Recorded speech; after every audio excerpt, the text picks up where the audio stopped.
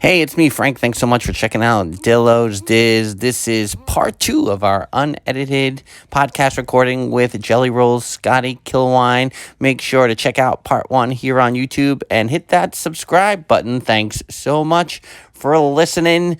See you real soon. Bye bye. That's so funny. So yeah, you mentioned, what do you know? Because obviously, and this is like asking an actor, like, how do you memorize all your lines? But how do you maintain like the vast library of songs that are in your head? What's your rehearsal process like? How often a day are you playing to keep yourself familiar with the songs, and then adding the popular songs of today to that mix? Yeah. Like, what's your normal process of approaching that? So that's a really great question too, and it's hard to really describe, except I always say that music is a language. So, and a lot of people think of it like, oh yeah, it's a language, but like, oh yeah, you talk to other people through music. It's like when I hear songs, I hear the relationships of all the chords, and so it doesn't take too long for me to learn the music of a song, just because it's a language. It's like if somebody recited a really short poem, you might be able to remember some of the words. You know what I mean? Yeah. So now words are the complete opposite. It's so hard to learn words, and it's so hard to memorize them. That's the hardest thing for me. So sometimes, and I talked about how music is a language, sometimes I don't even think of what the words are. I think of what it sounds like. And that helps me. So I hope that answers your question. Mostly it's about when I sit down to learn a song, I can figure out. It's like when you look at a building, you know where the roof is, you know where the door is, you can see how the windows work together. That's kind of what a song is too. Like when I listen to a song, it's like I can hear the structure of the song. Yeah. So it doesn't take too long. Like the music usually doesn't take too long to learn. That's kind of an easy one. Because it is crazy when you guys go into your mashups and you can have a rap song and a rock song and a ballad like just string together, and you just watch like how do they have all these words? How do they know all of this? And they could just go right from one to the other. It's crazy to watch. That's funny too. I've been doing the live streams and my wife helps me. So she'll, I got my phone kind of off far enough back where you can see my piano, and but I can't read any of the comments. Yeah. So she reads the comments and she puts them on a dry erase board. So I know like what people are asking about. Yeah. Well, there was a time like this was last week. She's like pointing while I'm trying to talk. Yeah. And so I had to tell her, look, if you want to point to songs and stuff, like if you want to tell me there's certain songs that are important, do it when I'm singing. Yeah. Like I can focus. I can't focus on two things when I'm talking. Yeah. I can focus on like two things when I'm playing. It's just like I'm just playing music, so that's like nothing. Yeah. So that's kind of an interesting thing. It's like a second nature, other sense for you. That's so natural. Yeah. So when I string together a medley, while I'm playing the one song, my mind's already thinking, how do I get to that next song? Yeah. So, and when it really works, it is so cool. I mean, sometimes there's a bit of a hiccup, but when it really jives and it really works and it sounds like it's seamless and one song's going into the next. Yeah. That's a lot of fun. Yeah. Have there been songs or a song that has eluded you for a period of time that you like had to conquer, that you had to like, why can't I get the sound the way I want it? Oh gosh, no, all the time. In fact, probably every song. Every single song ever. Yeah, I mean, when you sit down and you, it's like, if I have to sit down and really work on a song, it's because I want to get the details right. You know what I mean?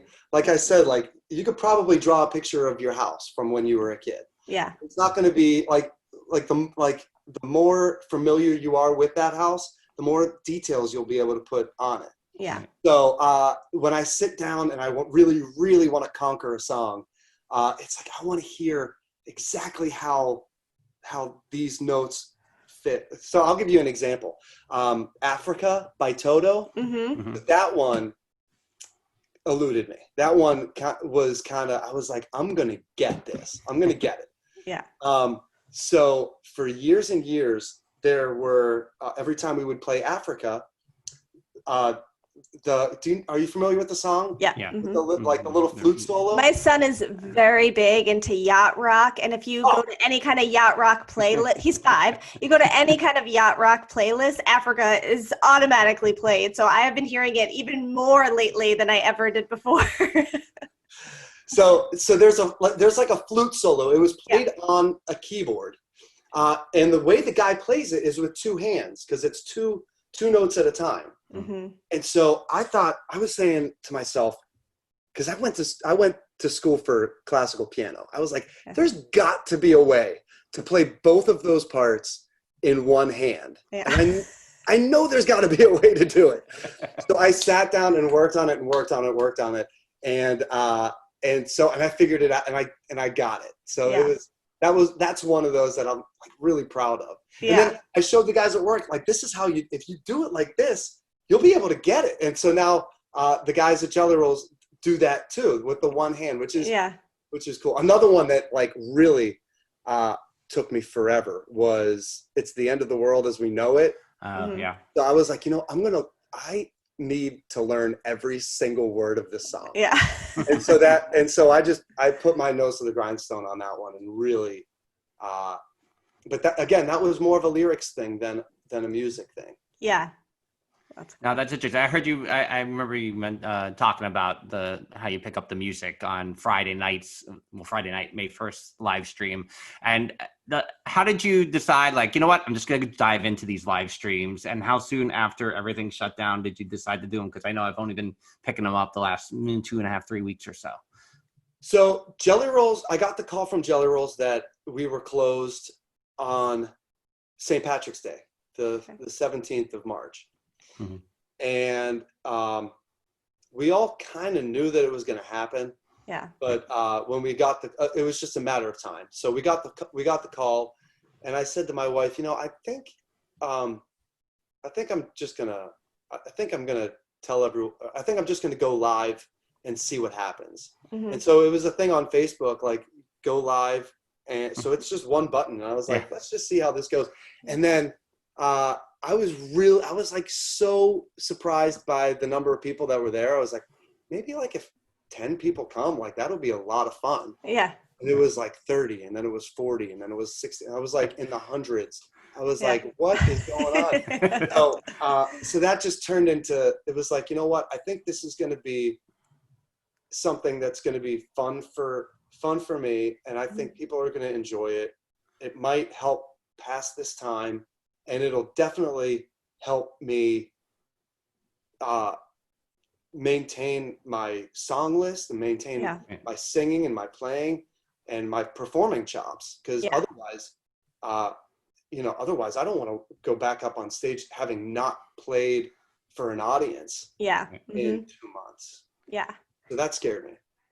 Well, I think what's so great about it too is that, especially for big fans of Disney, that it feels like an authentically Disney experience right now that you're getting on Facebook Live, streaming, what have you. That it's like, wow, this is as close as I'm gonna, that you can get right now because people are requesting through the messages and everything else. So it feels very organic and like the experience. And you've had the lights go, and you've had someone to put tip in the jar and stuff like that. So you keep adding these little morsels that make more and more of the experience. And you talk a lot about the audience, and obviously the audience plays a huge part at Jellyrolls. How did you always involve them in terms of coming up to the stage? I know I've been on stage for the the bring back. Yeah. So I've put people up on stage for that. So was that something you guys were always doing from the beginning, or did that develop over time? That was in place when I started. Okay. So, yeah, so they already had that going. That was part of the business model, is 2 pianos playing songs that everybody can sing along to, and getting involved and doing things. Back then we were doing fins to the left and fins to the right.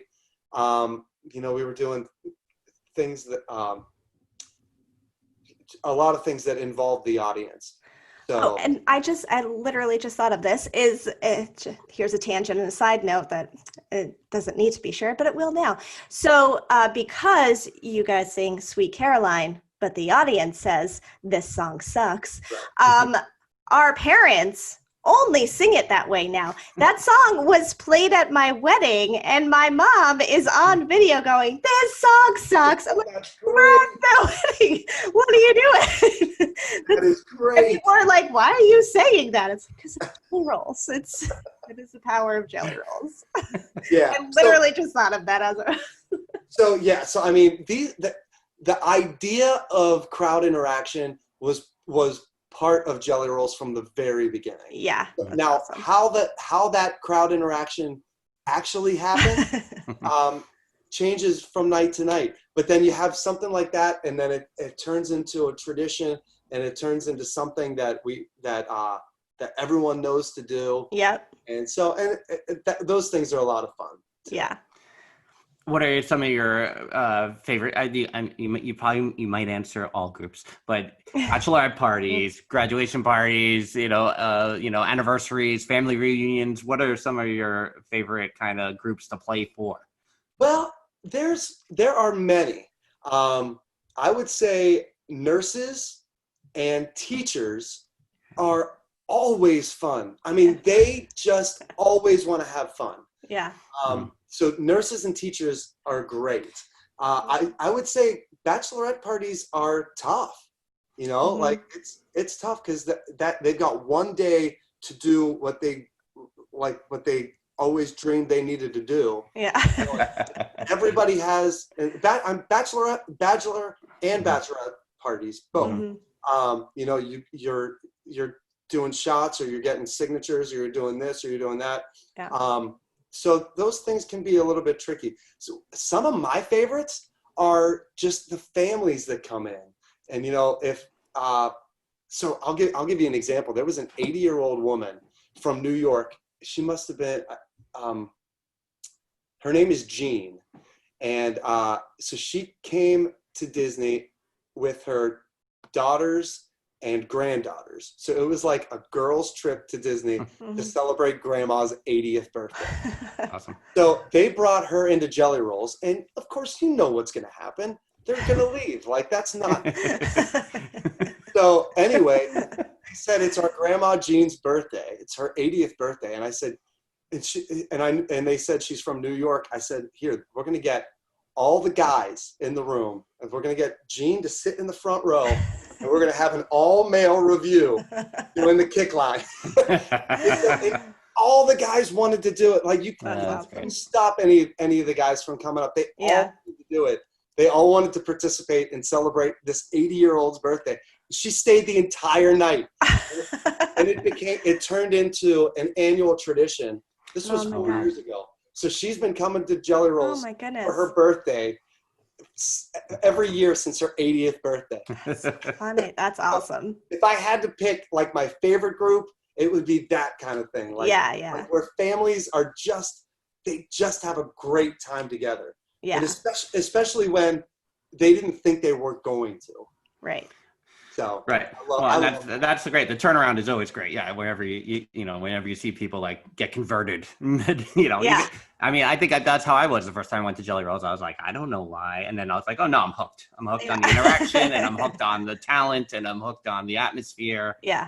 It's really now the other group I should tell you about, because when you guys were cast members, it was probably Tuesday night, which was the big Jellyrolls night. So now we've got Sunday night, and I mean that's a lot of fun too. A lot of camaraderie. And a lot of times the cast members are college program. And so some are coming, some are going. And so that's always a fun group to play with too, because they're making memories in the present, so that's always fun. Yeah. Musically today, who is really influencing you to, like, who gives you that spark that you're hearing that, is within, this being 2020, the last 10 years that you're like, oh my God, I love their music. It can be someone everyone knows. It can be somebody few people know, whatever it is. But currently, because we all, as we get older here, me especially, I'm like, I don't know any of the new music. Speak for yourself. I don't know. You don't even know who these people are. So I've always, just as my personality, I've always enjoyed older music. So music takes, I take a while to warm up to certain music. Yeah. So, I now can appreciate 90s music. I didn't enjoy it back then. Yeah. And so if you ask who I like now, ask me in 20 years. Yeah. Because I don't know. Like, I can't really get behind the Justin Bieber thing, and I can't really get behind the Lizzo thing. Yeah. It's just not my thing, Are you being requested, Lizzo? Yeah. Yeah, I was going to say, I feel, because my husband, his side gig is a wedding videographer, and he's like, they request Lizzo to that DJ and everyone goes nuts. He's like, I don't get it, but they go nuts for it. So yeah, we're happening there. We're the old parents now saying, what is this noise that you guys want to hear? What is this? Yeah, that's funny. Who are your favorites to play, and overall your favorite artists to play? So some of my favorites are Frank Sinatra and Michael Bublé. One of my favorite bands is the Beach Boys.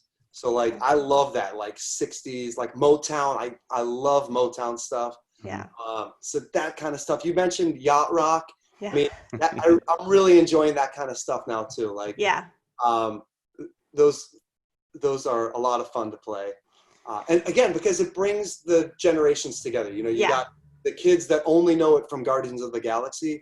And then you've got the parents that are like, how in the world do my kids know these songs? Like, cool, like we can sing these songs together. Yeah. So I think that's a great thing. My musical influences are mostly that Beach Boys, Temptations, that kind of stuff from the 50s and 60s. Yeah.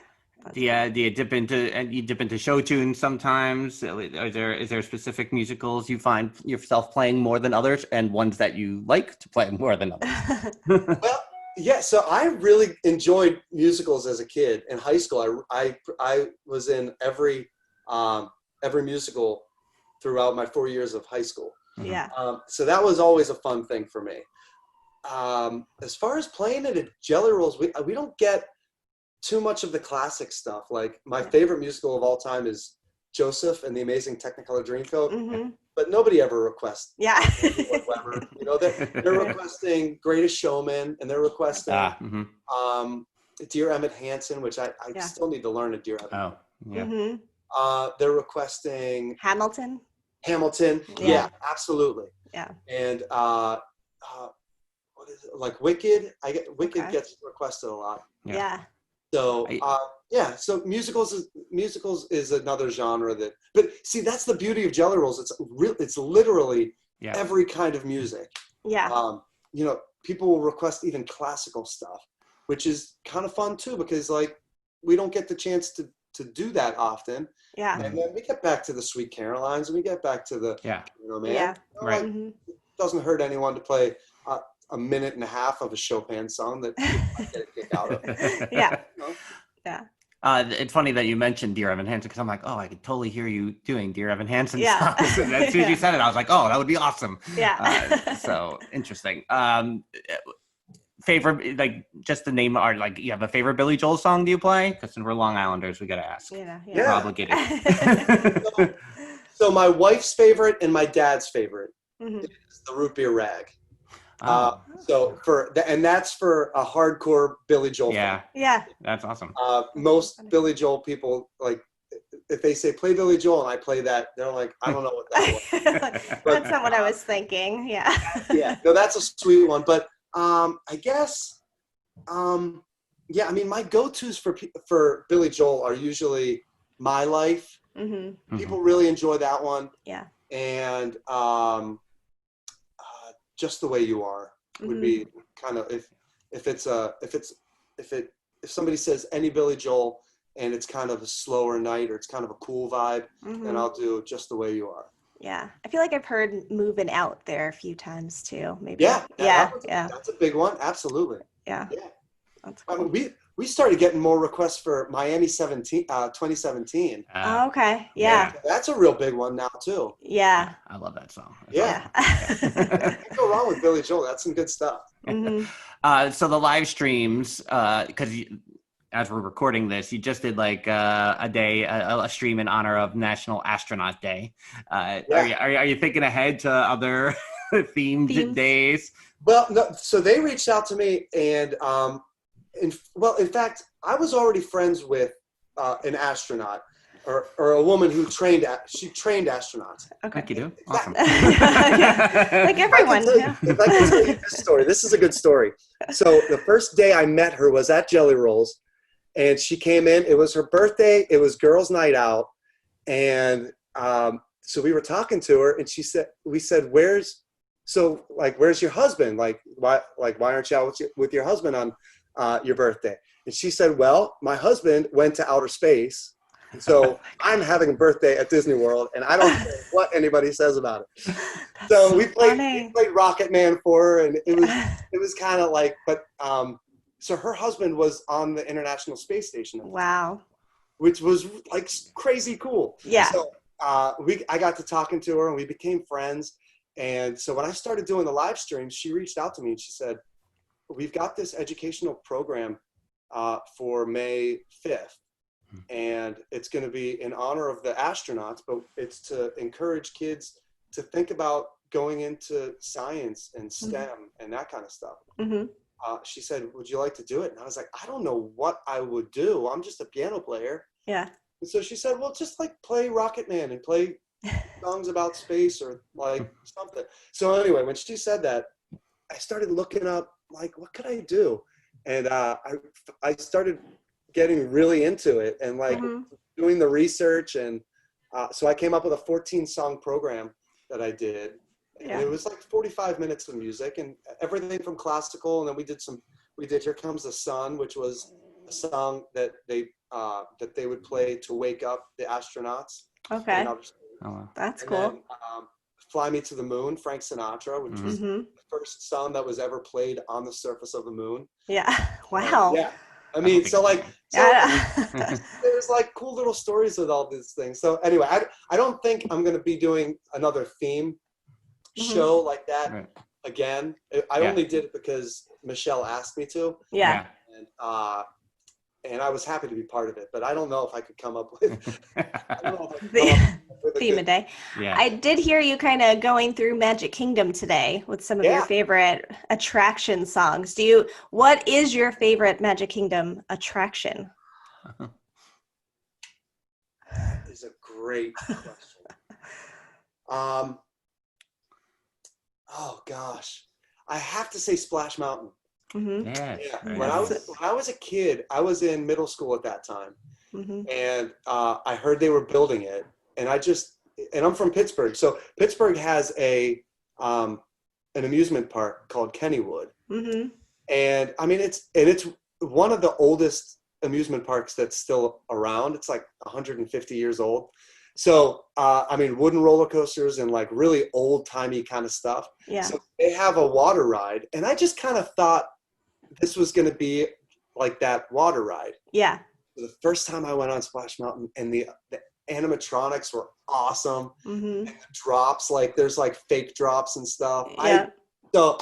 I don't care. I don't care for getting wet, but the ride itself is just so great, and the music is just so perfect. Yeah. So I think that's my favorite ride. It's a good choice. Yeah, so much of it. we always talk about how it has that little bit of everything of Disney attractions. It has the thrill, it has the homage to classic songs and Storytelling. yeah, Mhm. storytelling is really Yes. fantastic. And it has a smell to it, which is, if it's Disney, it has to have a smell to it. So We're very sensory with the Disney. True. Absolutely. You have mentioned your wife helps you with the live streams. Can you tell us the story of you and your wife, since we were talking offline a little bit, and it seems like you met in the parks? Are you? Well, we met. Well, she was a character performer Mhm. at Disney. Mhm. So she worked in entertainment, and at the time, so we met at Jellyrolls. Okay. It happened to be one of those cast member nights Yeah. that I was telling you about. So that was Tuesday night, and every week I just kept seeing this blonde girl, and so we just hit it off. Yeah. Yeah. And so that's it. That's it. It's just like that. And does she have a particular favorite that you play? Like, what was her jam going in early on? Yeah. So we have similar taste of music. So her dad was friends with Frank Sinatra when he was alive. Oh my God, that's amazing. So he's Uncle Frank. So Yeah. so like when I would sing my Frank Sinatra songs and I would try to put that Frank Sinatra swag on it, Yeah. it always made her smile. I can't even imagine, by the way, when that came up in conversation as you're getting to know each other. Like, so my dad, well, he was actually friends with Frank Sinatra. I called him Uncle Frank. Anyway, like, wait, what? Just, okay, this is it. We're done. We can. He tells the story of when she threw up. He was at their house. She threw up in his shoe. Awesome. But anyway, yeah. But anyway, so we hit it off with that kind of old music. Yeah. Her first crush was Mike Love of the Beach Boys. Oh my goodness. Yeah. So and since I love the Beach Boys too, like we always enjoyed singing Beach Boys songs. Yeah. But I mean, obviously our musical tastes don't line up exactly. Like she loves like that 90s hip hop stuff. And I'm just kind of like, man, where did you listen to this? This is the country music now, and I'm like, what is? Yeah, what's happening here? So that's kind of in a nutshell. That's Amanda. Yeah. Scotty, you're in the camp that Pet Sounds is the greatest album of all time. That's often in the debate. It's great. It is absolutely great. Yeah, I don't know.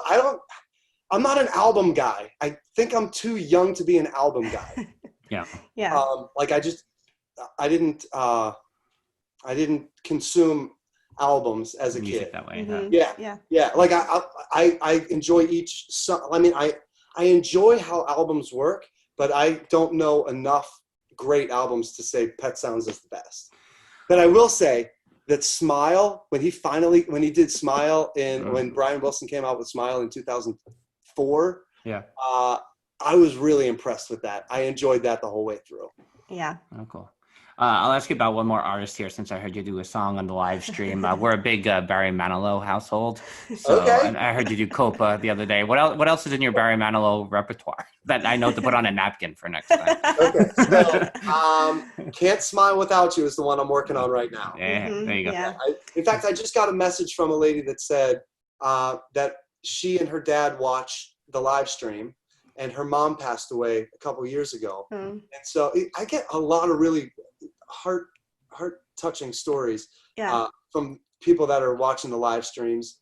And so sometimes they'll reach out and they'll say, like this lady in particular said, my dad really loves Can't Smile Without You. And it always reminds him of my mom. So I thought, you know what, I'm going to work that out. I'll probably play that on Friday for them. Yeah, that's cool. Barry Manilow. The other ones, let's see. Copacabana is a big one, and probably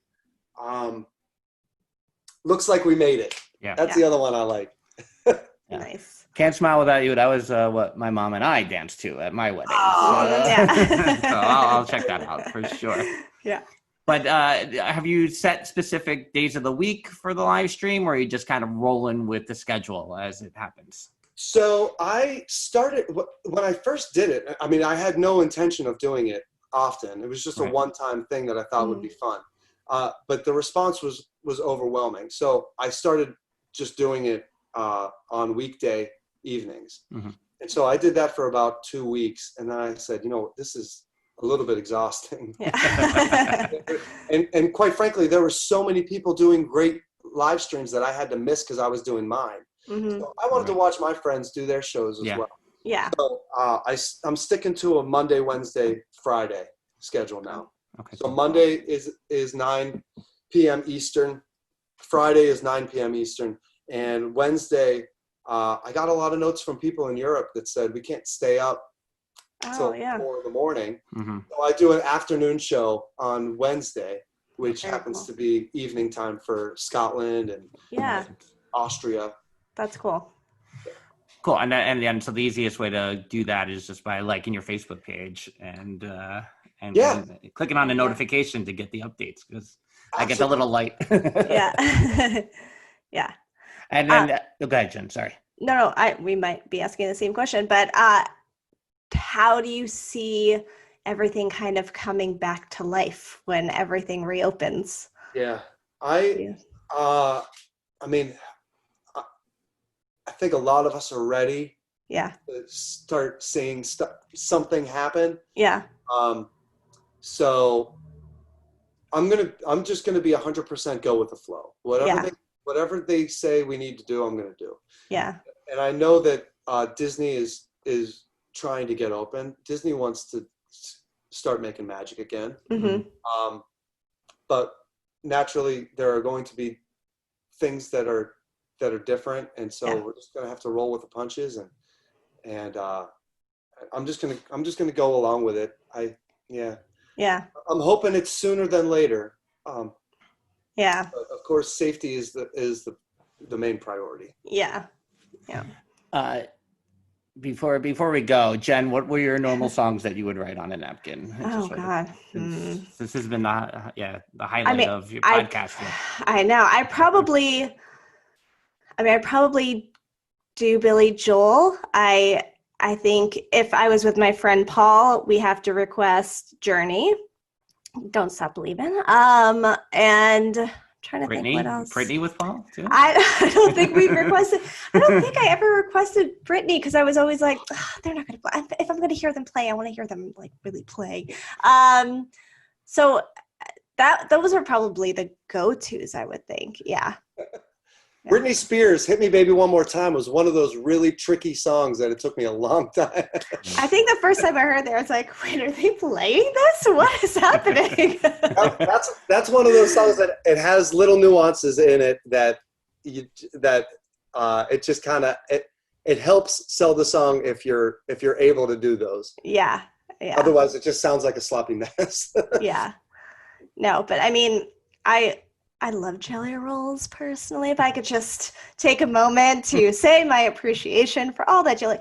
I mean, I was never a big Pleasure Island person. So even when it was open, I would always much rather be at Jellyrolls. But I love the atmosphere. I love the live music. I love how much everyone gets involved in it and enjoys it and has fun with it. And I love seeing people come with me for the first time and seeing their experience. It's so cool. And it is kind of, I mean, we talk a lot about pockets of Disney that kind of are nostalgic to us and kind of remind us of growing up and all of that. But I kind of feel like, although I wasn't a kid going to Jellyrolls, but Jellyrolls is kind of this pocket where if you know about it, it's like this hidden gem where it's such a good time at night, especially if you don't have kids with you. We all went on a big family trip in January 2018. So we were able to kind of swap nights with the kids and get out. And it was me and my husband's anniversary. So we're like, we're going to Jellyrolls. We haven't been now in like 2 years because we were with the kids and we couldn't get over there. So it's just such a good time when you're there. I mean, and you guys are awesome. So. It is a blast. I like the interaction. The interaction is that's what makes it different than any other thing. Yeah, definitely. Being able to interact, and when people want to get up on stage and celebrate their anniversary or their birthday or just anything, it's fun to have a whole room of strangers all together, like doing the same thing and just having fun. So and people meet that way, and you're kind of cheering each other on, or you're wishing happy birthdays or whatever it is. You get to know some other people. It's so cool. Absolutely. I've seen so many people become friends. People that if I could tell another story, people that would come to Disney World and do the princess run. And so they would always come to Jellyrolls afterwards. And so like year after year, like they started seeing each other, and then I started seeing them sitting at the table together. And it's like, this is the coolest thing. Like, and they met at Jellyrolls. Like that, I think that's a wonderful thing. And it's so great. And there's so many stories like that of people that became friends because they wanted to sit in the front, and there was a table that had 2 empty chairs, and they just reached out, and those 4 people become friends. Yeah. There's tons of stories like that. I love that stuff. Yeah, that's awesome. Well, and Disney performers, I don't know. I feel like it's so unique to Disney performers for them to have that recognition of people in the audience too, and able to see the repeat guests and see whether they're growing up or, you know, adding family or whatever it is over the years. And I'm glad you mentioned that, because I think that's also a bit of the Disney magic, is the ability to like pick that up on any day of the week, that who came back. Yeah. And you might think that that's kind of manufactured by Disney, but it's absolutely organic. And especially having been there for 18 years, and I really get to see the same people over and over again. It really is a great thing. It's you know, I think the longer you're a cast member, the more you get to have that chance to make those connections year after year. Yeah. Right. Yeah. No, it's so unique and makes Disney what it is. And so hopefully everything gets back to being the way it is down the line here, so you guys can get pumping again. Yeah. I hope so. Well, we can't thank you enough for this.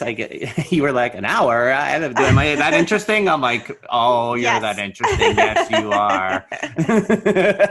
So we can't thank you enough. I mean, it was like literally like, oh, I'm like, well, I'll just reach out. What could be the worst that could happen? And you're like, yeah, sure. I was like, what?